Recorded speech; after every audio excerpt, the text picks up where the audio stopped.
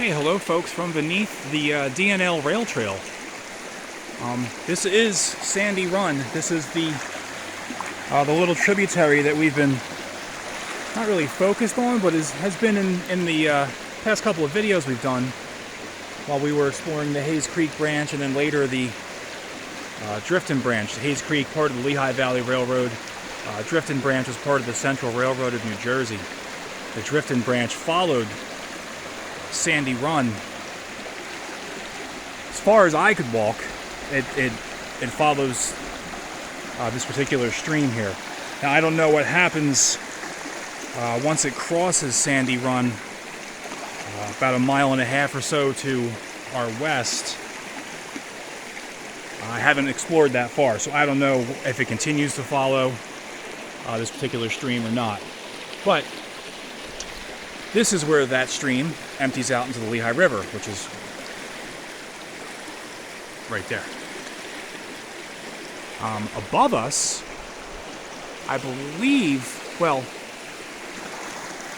the stonework, I believe, goes back to the late 1830s, early 1840s, I think late 1830s, when the Lehigh and Susquehanna Railroad was built. Now, the Lehigh and Susquehanna Railroad was built to take the place of the Lehigh Canal's upper division, which had flooding problems. And after the last flood that occurred, I believe in the late 1830s, or maybe mid-1830s, they opted not to rebuild the north division of the canal and instead built the Lehigh and Susquehanna Railroad. So it's a subsidiary of the Lehigh Coal and Navigation Company. But in 1871, the Central Railroad of New Jersey took out a lease on the Lehigh and Susquehanna Railroad, and it became the Central Railroad of New Jersey's trackage. So I'm speculating that the steel spans are probably Central Railroad of New Jersey, and that the stonework itself probably predates the steel, as this would belong to the Lehigh and Susquehanna.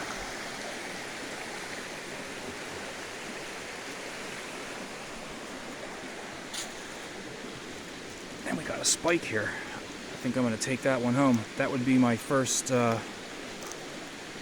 Central Railroad of New Jersey spike. Have to come back down for that.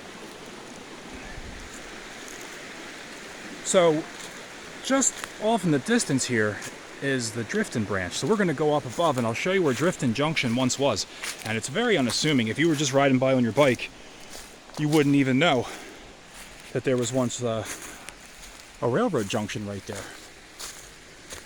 We've got some old ties.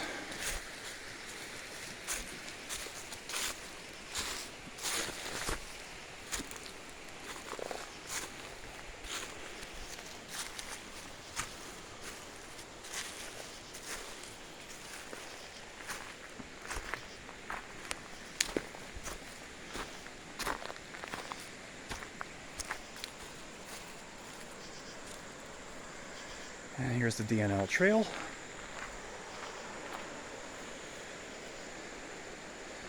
So we're a couple miles south of Whitehaven.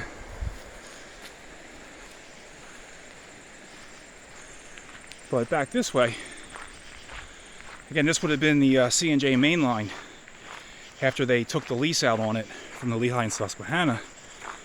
And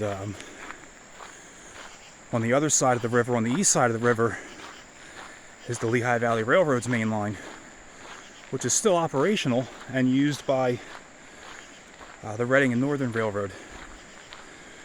But this area that we're coming upon right now, I believe this was known as Drifton Junction. And this is where it would have branched off their main to head out to the village of Drifton, which is where the line terminated. And I believe this was specifically a coal road to pull coal out of the, I want to say Hazleton area, but I don't know if it actually made it to Hazleton.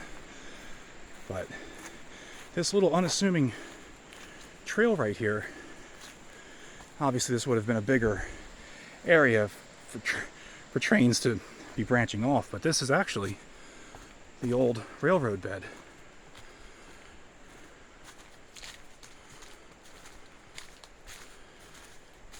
And this is what I followed back from the Hayes Creek branch where we were at in the last video. And you can follow this all the way out to the Hayes Creek branch, and then eventually you'll come across Sandy Run, which is where we just were down below. And then there'll be those stone bridge remains that we checked out in the previous video. But yeah, this is Drifton Junction right here. This is actually an old railroad branch that came off of the CNJ main line, which, as I mentioned before, is now the DNL rail trail.